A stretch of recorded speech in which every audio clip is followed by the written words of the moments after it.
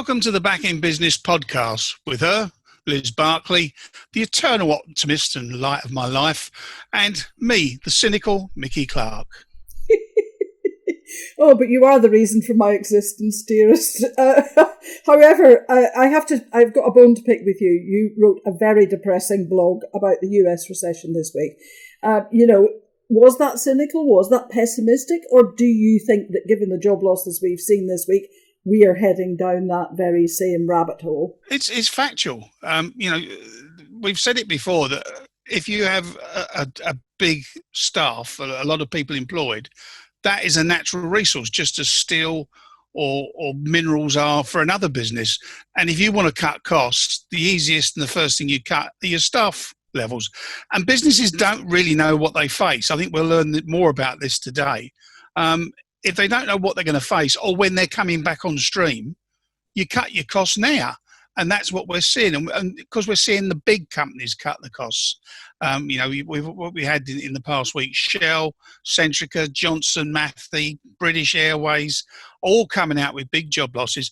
But bear in mind that the bulk of people employed in the UK are employed by small businesses, and it will be what they do which really does, make it count. And I absolutely agree with that, which is why we're constantly banging on about small businesses, people who are self-employed. But we have seen some eye-wateringly dreadful GDP figures this morning. I think you've got to forget about 20.4%. Yeah, I think you've got to forget about them. Someone out there is earning a great deal of money for stating the blinding obvious. The real question now is, how long is it going to take to bounce back, and when will it bounce back? And until we know what the government's planning for our businesses and when they can come back, then you can't make those calculations. It's nonsense. It's a bit like saying, we need a deal. Well, if you can't agree a deal, you don't get one. It's a bit like Brexit all over again, telling the government what it should be doing, but doing it is a different matter altogether. You see, that's what I love about you, because, you just go against the grain all the time and you just tell it how it is. So are you saying that we can't say yet that we've hit rock bottom? Because I want to start talking up the recovery. Well, I don't think the recovery is going to be that bad. I mean, the Bank of England's already said it's probably be by the end of next year, and I don't see any reason not to do that. You've turned all the taps off in the economy, and you wonder why you've lost 20% of it in one go. Duh! It's natural. It's going to happen. Businesses are going to come back on stream. When I see the pubs reopen, then I know we're on the recovery tack. But until then, please. I just want to sit in a garden with a pint of cider. And look up at the planes flying over, I know. Declan Curry, our business editor, is here. Declan, it has been a bit difficult to stay optimistic, even for me, reading the news this week, because we've talked about nothing but job losses. And aviation, that we're going to talk about in a minute, has really been pummeled. Yeah, and the big problem with aviation is quarantine. They hate it. They loathe it. They say that it's a bunch of stupid, idiotic rules that's going to hammer jobs, not just for the airlines and the aviation industry, but in tourism and in the broader economy as well. So Ryanair, BA and EasyJet have launched legal action against the government this morning. Who would ever have thought that you would have had British Airways and Ryanair agreeing on anything or being on the same side in any argument? Then we have the growth figures, the most severe slump in the economy in peacetime in living memory. I would suggest the key question actually is now, how strong is the recovery going to be, and how long will the recovery take? We are seeing business reopening gradually. The shops are opening in Northern Ireland today. They'll start opening across England on Monday. Building sites and factories are working again, but it's slow recovery, and it looks like it might be a lot slower than some of the forecasters had initially hoped. And the big danger is that if the recovery is too slow and the furlough scheme is wound up before recovery kicks in, then we're going to see a big jump in unemployment at the end of this year. Two other trends from the week. Coronavirus seems to be accelerating our evolution into a more digital economy. More people working from home, more people using cloud computing, more shopping online, more ordering food for delivery on an app instead of eating out. We've seen the high-tech Nasdaq hit record highs 3 times this week.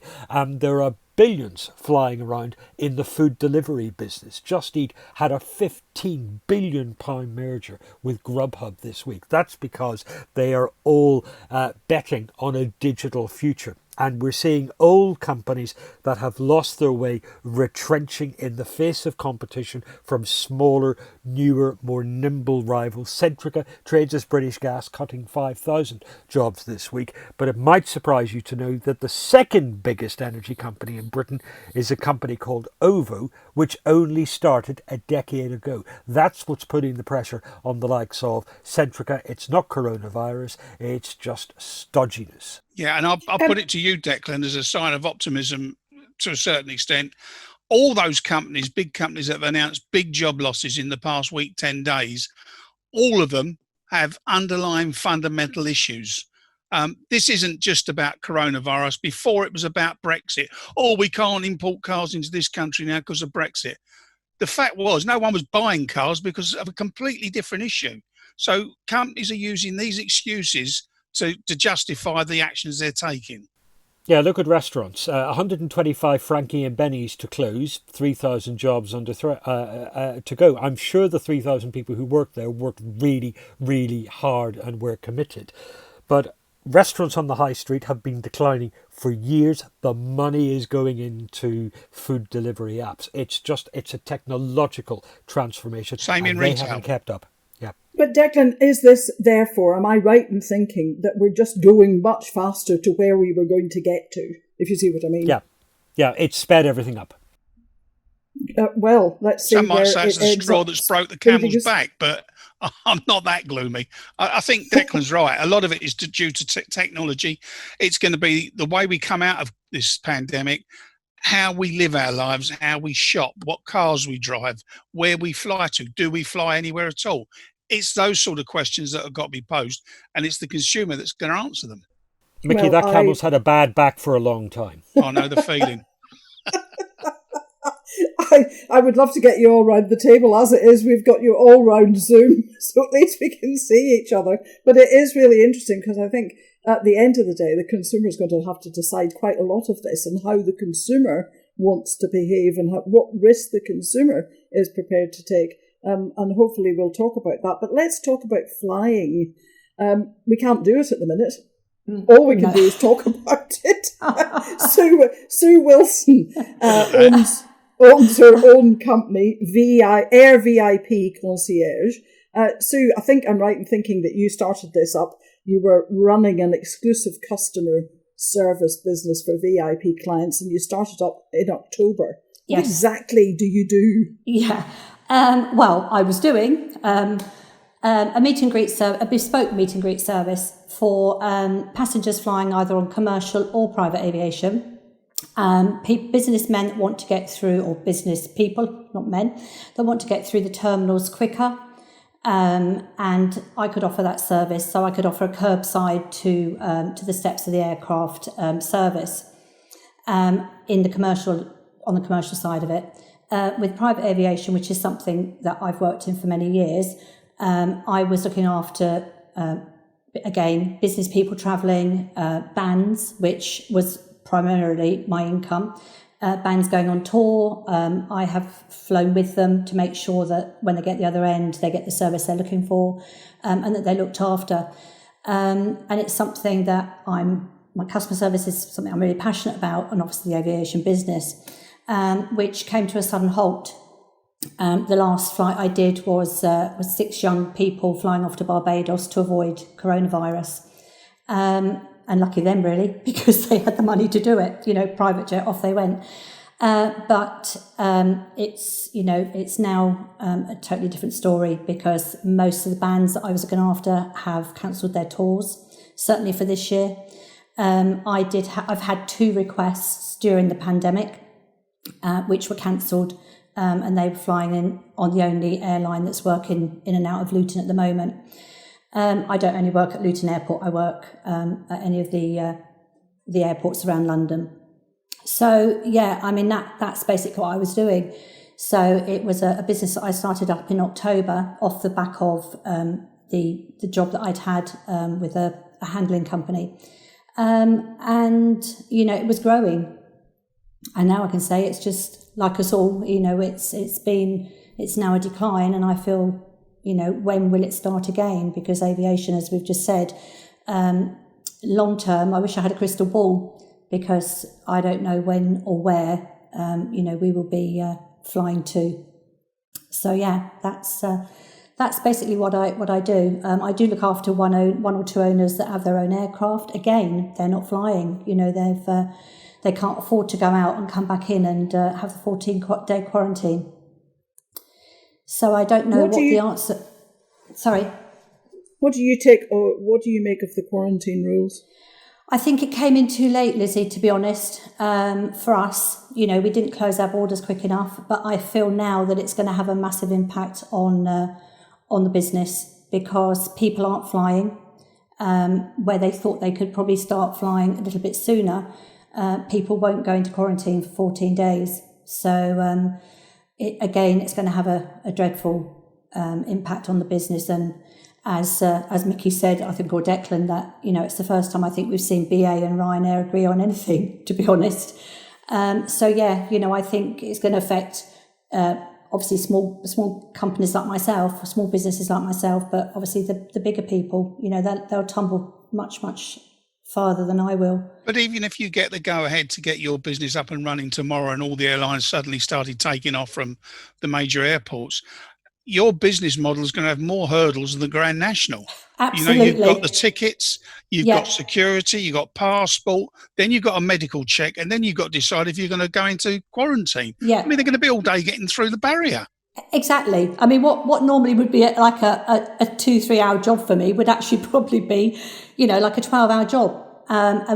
And that obviously isn't cost effective to myself, because I normally do 2 or 3 a day. So again, like you say, Mickey, it's going to take forever to get through. And are people going to be that comfortable with flying at this moment in time?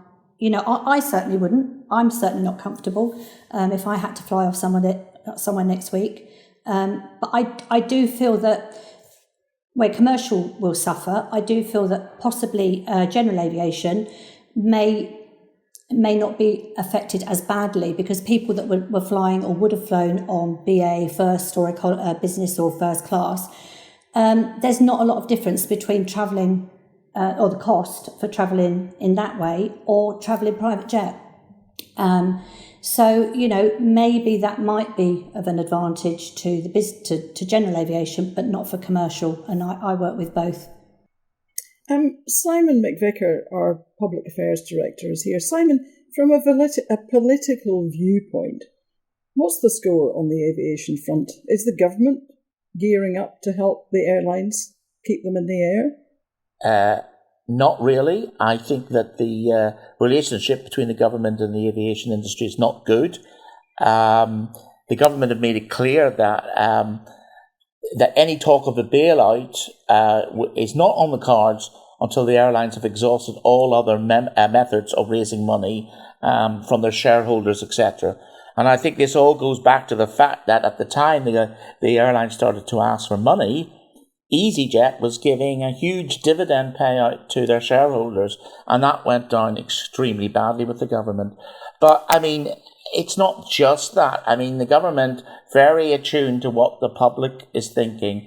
And, over 2/3 of the public do not agree with giving a bailout to the airlines. They do not think they are an essential service. They don't like the way they're treating their staff, and they don't like the way they've been treated in the past. And then there's the whole environmental issue, where the airlines have really not stepped up to the plate in meeting the emissions targets. And if we go on like we are going to go on at the moment, airlines are going to triple their emissions by 2050. And really, they're not making an effort to cut back. So there is a whole group of reasons why government is not that keen to help the airline industry at this stage. There's also the legal reason, Simon. If you remember last Friday, I think it was British Airways and Ryanair said they were pushing ahead with their legal action against the government over quarantine. That's right. And that's going to sour relations. Well, I mean, it seems incredible that they're asking for money on one hand and then taking the government to court on the other. And, I think this government does not like to be treated that way. Now, I think maybe as we go down the line a little bit, they may start helping out some airlines. You're seeing it in the States, you're seeing it in Europe, but in Europe, those governments are taking stakes in those airlines. They're going to sit on their boards. Are our governments going to do that? I don't know. But the airlines are not going to get it all their own way. Sue, what's your thinking? I agree here with Simon. I do think it's going to have an adverse effect, because I don't think the government are going to bail them out anytime soon. And I think it's going to be, a long process before they can even consider getting back on their feet. And if where does that leave your business then? Because you're very dependent on them getting back in the air. So are you thinking about changing, retraining? I've always I've got an open mind on this one. Although I think again predominantly my business will go back to where it started with private aviation, and these are individuals that own their own aircraft. That I have to say, some of them have been in and out before the quarantine process began. So I do have one or two clients that I think will survive the pandemic. And what's the one thing that you would like to see to help you get back in business? I think I'd like to revert back to where we were. However, that's not going to happen. There's no going back. For me, I feel that if there was a vaccine, that imminently, I think people would feel a lot happier to have that vaccine and be able to fly knowing that they were protected. To me, that's the only way I feel that my business will grow, is that people will have a vaccine as and when. I mean, I know they're in second stages at the moment of trialing it, and how successful or when it will be successful. But that is the one thing for me that would possibly be the thing that would help my business. We've all mentioned it, Simon. You've said it, Declan said it, Mickey has said it. This is about customers and how they feel. It's about confidence. It's about being willing to take risks, etc. And with the shops opening again on Monday, do you think, Simon, we're going to see the shoppers flooding back? There are reports today that suggest not. Yes. I mean, I've always thought that there are two elements to this recovery. One, the government has a sensible plan, and two, confidence amongst the public. And yeah, you're right. There's an EY survey out this week which actually shows that the British public aren't going to flood back to the shops. They're in fact really anxious about shopping and really anxious about trying on clothes in the shop, whatever. I mean, the figures here are 75% said they'd be uncomfortable going into the shops. Even 25% are saying they're uncomfortable going into supermarkets. And 64% are saying that they're going to shop less frequently, but probably spend more money when they do. And as for the pubs, Mickey, well, 3/4 are saying they won't go near the pubs anytime soon. Anytime soon. They are terrified of the pubs. Yeah, I knew you were going to say that, Mickey. I almost could put the words in your mouth. More room for you. Yeah, more elbow room at the bar. I mean, generally speaking, retail's got a big question mark over it anyway, because of all the technology changes, because of all the criticism, rising costs. There's a lot going on in retail, and was going on before. So many names have disappeared off the market. Let's bring in one of our other guests, Amit. Amit's been sitting there very patiently. Morning to you. Hi, Simon. Mickey. Tell us about your business. How does it run? What do you do? And what are your hopes for the future, basically. So we're a small convenience store based in a rural village. So we do kind of your everyday bits and bobs, ranging from fresh food, using magazines, food to go, frozen. So kind of, it's like all modern convenience stores are now like mini supermarkets in that sense. And have you offered anything new since the shutdown or lockdown that you didn't before? Have you had to adapt? So we've had small adaptations to our kind of product range. So focusing more on bulk packages and multi-packs, because we've seen a stronger drive to obviously people doing bigger shops, like you mentioned, and trying to find a bit more value in those product ranges. I know that a man who's also with us, Aman Uppal, who runs One Stop in Coventry. Aman, you were the first to introduce social distancing into your store, I think, or just about the first. Hi, Liz. Yes, we were quite early onto this, and as soon as the lockdown started, I was looking actually abroad. I had chats with family in Italy who don't run convenience stores, but just generally asking them how day-to-day life was and inquiring about how they were shopping. And my uncle sent pictures over of lines and markings on the floor, started looking more into it, and we thought this is going to be commonplace. So we got on board, and thankfully, so the Association of Convenience Stores, Chris is with us, they sent out some information quite quickly. Unfortunately, we didn't see much from the government themselves or other people within the industry. So we were lucky that we were quite quick on this, and then everything followed suit, and we were all supported well. And can you survive going forward with that? I think as it's the same, it's coming the new normal.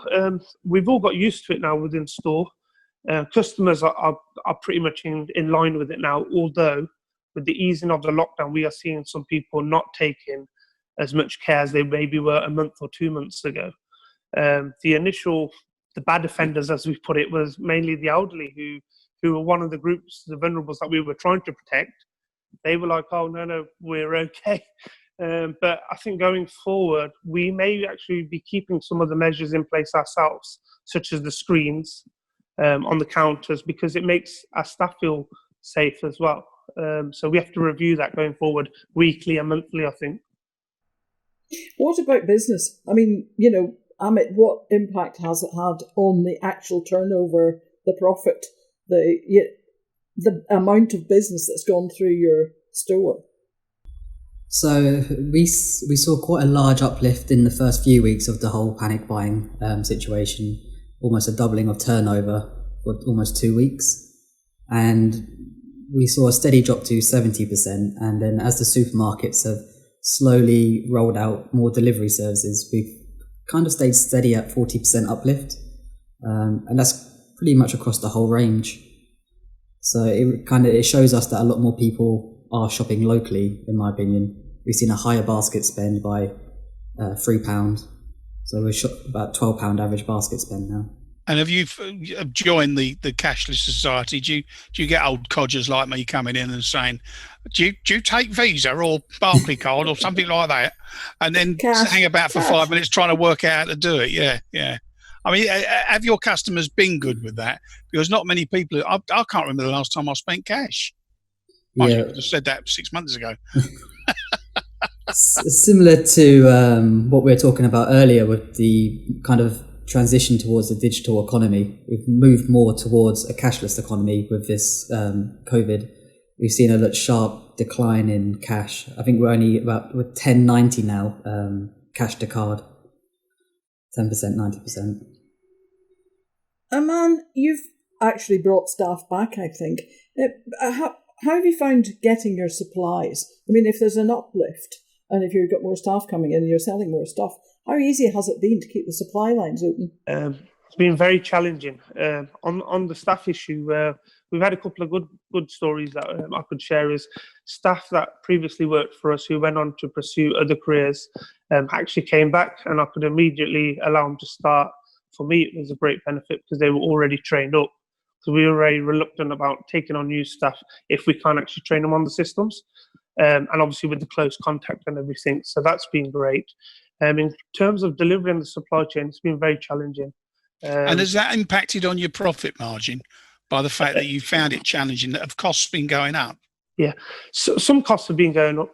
Thankfully, we're part of One Stop, so it's franchise. They're part of the Tesco and Booker group. So we've not seen as many increases in our own chain. But going to wholesalers, which we've had to start doing a lot more now, I'm seeing weekly costs rising, and we can't always pass that on to the customer. We want to retain our image and goodwill with the customer going forward. So we're very cautious of this. Do you think the customers are going to stick with you? Have they been more supportive, and are they going to carry on being supportive?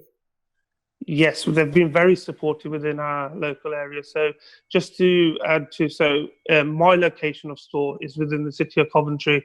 We're very much like a residential area with 3 schools within the area. So a bit of a different makeup to the rural location Amit has. We're seeing a lot of extra passing customers from other stores, because I think a lot of people are traveling from store to store. We actually started receiving our busiest hours of the day was from 6 a.m. to 8 a.m. So the first 2 hours, people on the way to work were coming and shopping when they were panic buying. So going forward, we've tried to make changes on the hours as well. Customers have been very supportive of that, and they're actually shopping within the times now. So our turnover has still stayed at quite a good increase. Can I ask Chris Noyce, because Chris is from the Association of Convenience Stores. Chris, I know that you know Aman and Amit. Are there stories, what you're hearing across the board? Yeah, they are, definitely. I think there have been 2 stories actually from the lockdown, and Amit and Aman's stories are typical of rural areas, suburban areas, residential areas in cities where the start of the lockdown, people were just having a massive panic, and supermarket shelves are empty, and they go, right, what's next? And it's convenience stores. So Aman and Amit and thousands of other retailers will have seen not just people that they see before the lockdown, but they've seen lots of new people as well that are coming in for the first time and going, right, I need something. I've never been in here before. What have you got? And then as this has developed, people are coming back and going, actually, the stuff in this convenience store is pretty good. I'm gonna go back here, and it's a bit less stressful than queuing for an hour outside a supermarket and having to dodge people with your trolley and all that sort of malarkey. So there's been quite a strong retention of people going to their convenience stores. The other side of that coin, though, is where you've got stores that are in city centres on high streets, where you've got stores that are near train stations, where you've got stores near bus stops, near big shopping centres, and they have been really hit hard. So those stores have gone from, I was talking to one retailer who has 3 stores in Southampton, and they're all near the locations that I mentioned, and 2 of them have had to shut, and one of them's just about keeping on, but is way, way down. So that's the other story, but that's probably about, I say 1 in 10 of the stores in the UK are like that. But for the most part, there's been this, as Amit said and as Aman said, there's been this huge uptick in sales, which has carried on as lockdown has progressed. So people are getting a little less fussy about, what shops they go to, what price they pay, as long as they get what they're after. How much has the customer profile of your average customer changed? And is it likely to remain changed after this pandemic's over? Well, I think previously we sort of say we serve everyone. I mean, obviously we serve more vulnerable people, older people, people that aren't upwardly mobile, people that walk to the shop. So most of the people that shop in a convenience store tend to come from a pretty close radius from the shop. I think what this has seen is people coming from further away, as Aman said, people go on their way to and from work when they usually wouldn't stop. And I think those people will be retained. So for a lot of people now, actually, their local shop is whatever it is on their way to and from work. It might not be what's close to their home, but that's their local shop to them. And I think we'll see that all the way through. And the customer profile is, honestly, it's just everyone. Whether you're young, old, whoever it is, people are trusting their convenience stores more. And on prices, I mean, as Aman said, some of it is unfortunately, it's unavoidable because the wholesale prices have gone up. But by and large, stores are being, still doing a pretty good job in terms of just making sure prices are still competitive, and people are able to trust what they're getting. What do you make then of the argument that the Sunday trading laws should be changed in order to get us and persuade us to come out more and spend more? And do you think that that is unfair competition for the smaller stores? Yeah, the Sunday trading arguments are, I'll be honest with you, are an absolute nonsense. So if you look at the arguments for this are mad. So they said, right, 2012, we relaxed the restrictions and that had a great impact. If you look at the year before and the year after, sales were up higher then than they were in 2012. So that's straight away just completely wrong. So the relaxations in 2012, no good at all. The idea that allowing shops to open longer, which one increases their costs at a time of uncertainty and a time when people don't know whether they want to go shopping at all, and at a time when people don't have magically more disposable income because those shops are open longer, how that's supposed to help the economy, I don't know. And then if you start talking to people who work in shops, the people who work in shops in large stores, there's a union, Usstore represents hundreds of thousands of these people. 91% of those say, look, we don't want this. So I'm not sure who this is supposed to be helping. It's what it actually is one of these things that, and government looks at this a few times, and every time when it's got to a vote, it's been voted down. When government looks at this, what they want to do is they want to try and find something that they say helps the economy, which involves them not putting their hands in their pockets. Well, I mean, what we actually need is go on. I was going to say, Chris, the Sunday shopping laws are an antiquated law anyway. So what you're doing is just changing something that never really functions anyway, and they were only brought in so not to offend the church. You know, the churches didn't want shops to open on a Sunday, so people went to church. That's not the case anymore. And you just have to wonder why they have these rules in place. It's more to do with competition than anything else now. And are people really going to celebrate that and go out at 3 o'clock in the morning and do it? I know they do because of work, but I don't see that you're generating any more sales by altering the shopping hours.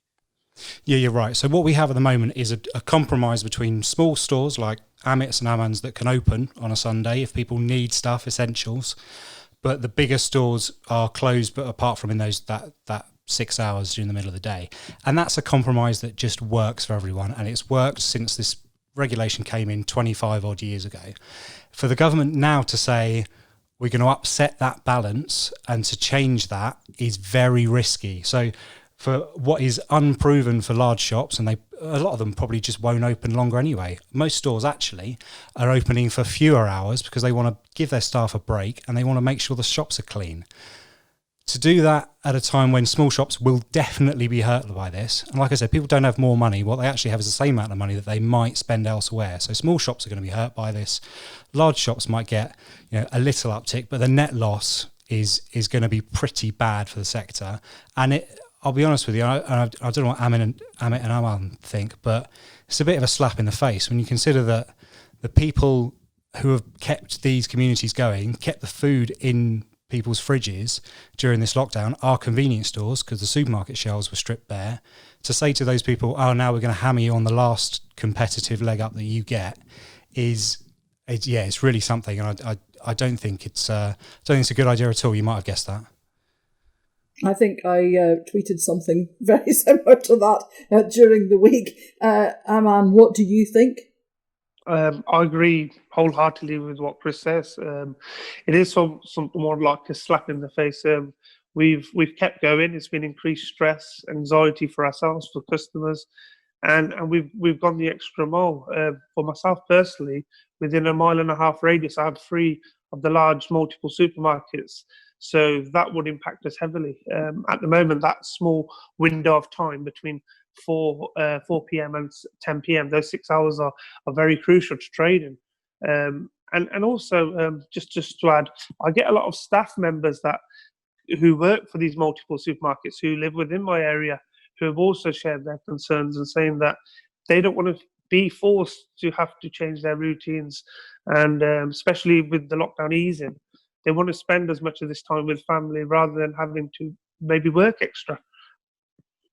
I mean, I don't consider myself a typical consumer, but certainly I'm not too worried now about looking for wholesale value for choice. I've found that my shopping habits have changed, and during the lockdown, I've been happy to support my local village store. the local farm shops, and I know I'm going to be paying more for it. But in the long run, I'm also helping the community, the local economy, and spreading the largesse out, and hopefully it'll benefit everybody. Do you think that that's the case? I mean, you see more of that in your shops now, that people are coming there as much to support you as anything else? Yeah, well, the way I've always kind of seen the bigger picture is in every community or every area, there's all the small businesses that people use that help give net job growth. And by supporting like your local farm shop, they can potentially hire somebody else within the village, because most people who work in convenience stores work within a small radius. So each local business is like a bit of lifeblood towards your village, because the money doesn't float up to a slightly bigger corporation. It will stay local.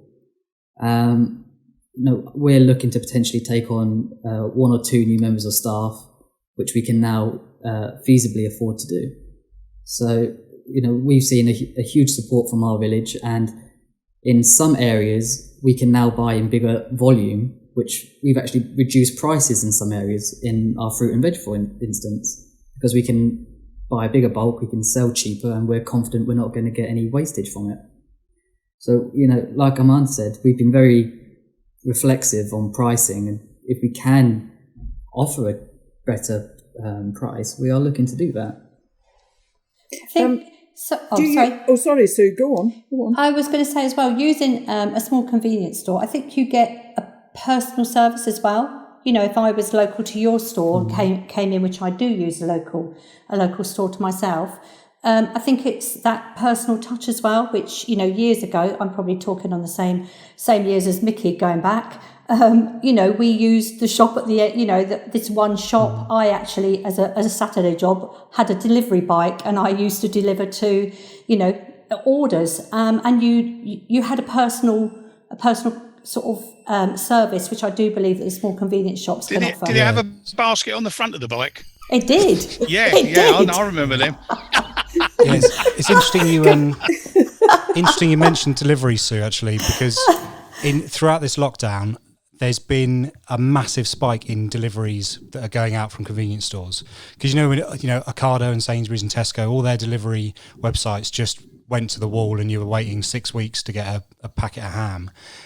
If you've got a local convenience store, we've heard they are getting deliveries out the same day, which is phenomenal. So those people now are probably going to use delivery services in the local shops more often. I think last time we checked, there were 600,000 of these going out a week, which is just incredible, considering this was not really a thing a few weeks ago. Maybe I should get my bike out again. We'll all get. I'll ride on your crossbar. It's a deal, Mickey. Aman, you wanted to say something?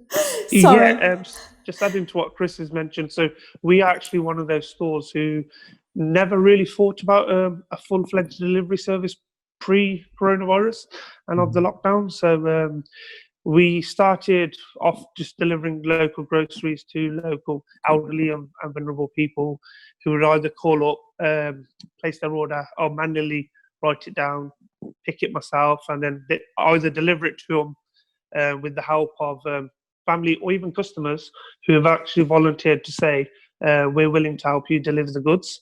And then on the back of that, at a technology showcase, one of the events that the Association of Convenience Stores do, there was a company called Snappy Shopper. They did a presentation. I really liked what I saw. So I had that in the back of my mind, got in contact with them. And we now, as of last Friday, offer a full-fledged delivery service. We have an app. We have been keen to keep the same prices in store. So we don't want to be seen as overcharging as what some apps and services have to put that extra markup on it, like the food operators. And it's been steady. There's been a lot of people interested. The orders are picking up day by day, and a lot of people have mentioned on the bespoke service. So they said it's been a very friendly service. So we're hoping to grow that going forward, and it's something I would like to keep in my store after this period too. And Aman, that's such a really important point, because it shows the difference between just waiting for a recovery to happen and actually helping create the recovery yourself by innovating and doing something different.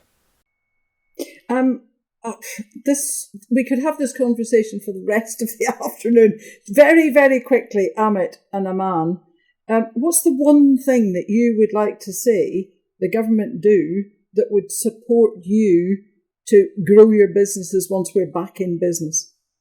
I'd like to say the Sunday trading laws is definitely stay away from that one. That would be probably the biggest help. In terms of away from the government, I'd just like to see people continue to shop local, because once our main concern is the adjoining businesses that are on our trade or shops. So we're actually their landlords. So we've been affected in that way as well, with obviously the rental, and they've been affected with their trade. So we're very fearful at the moment for the adjoining businesses. So we want to see people supporting them and continue that local thing going forward. So similar to Oman on Sunday trading, I think is valuable to every small business in our sector, and the government offering a real framework on how the government offering a real framework to business on how we can go forward in a post-COVID world. Well, thank you very much, Amit, Aman, Chris and Sue, for being with us. It's a fascinating conversation. Declan, Simon, anything else coming up this week that we should know about before we go? I think that this week we'll be all looking at whether people have gone back to the shops. The 2-meter rule is now a red line in political debate between the scientists and the politicians, and the government's in the middle of this debate, and that's going to be really, really interesting. And is this R rate going to stay down, or is it going to start sneaking up again? These are all things that are going to be really important. And for working parents, the big issue remains, when are the schools going to reopen? And that's a big political dividing line as well. So lots going on, gentlemen, ladies. Well, yes, Mickey, you definitely need 2 meters. You're looking at my waistline again. How dare you? On that note, we put a hula hoop around him. I have. He won't budge. You see, he can't reach me because you wait till after. Zoom. Okay, thanks, Simon and Declan. That's all from us for now. Just to say that the first of our new Q&A sessions with one of our resident experts will be on the website this week. Jenny Baish, the landlady of the Barley Mow pub in Maidenhead, you may remember her from a few weeks ago, is talking to chartered accountant Alan Smith about how to manage if she can only have about a third to half the customers she used to have before lockdown. Sounds like my pub. Yeah, and lots of pubs thinking and worrying about the same thing. If you'd like to ask an expert, if you'd like to read our blogs, tell us your story, then email us at contactus@backinbusiness.org.uk, visit the website, find us on LinkedIn, or we are on Twitter at business_backin. And next week we'll be talking about hairdressers and the beauty industry services, Mickey, that you have more money I can save. See you then.